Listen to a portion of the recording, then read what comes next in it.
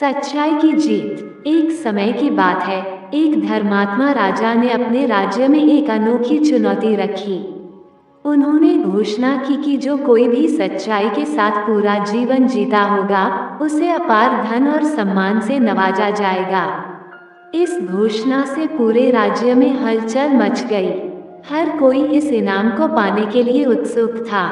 उसी राज्य में एक गरीब लेकिन ईमानदार किसान रहता था। उसने अपने जीवन के हर कदम पर सच्चाई को अपनाया था। चाहे वो उसके खेती का काम हो या उसके पड़ोसियों के साथ उसका व्यवहार, वह हमेशा सच्चाई के मार्ग पर चलता रहा।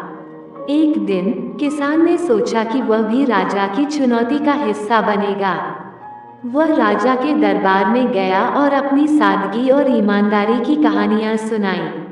उसने बताया कैसे उसने अपने खेत में सोने की मुद्राएं पाई थीं, परंतु उसने उन्हें उसके असली मालिक को लौटा दिया। कैसे उसने अपने पड़ोसी की भूलवश भेजी गई अनाज की बोरी उसे वापस कर दी थी। राजा उसकी कहानियों से प्रभावित हुए। उन्होंने महसूस किया कि किसान ने न केवल शब्दों में बल्कि कर्मों में भी सच्चाई को अपनाया था।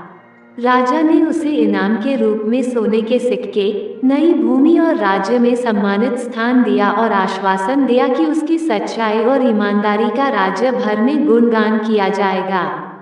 इस घटना से प्रेरित होकर अन्य लोगों ने भी सच्चाई के मार्ग को अपनाने का संकल्प लिया।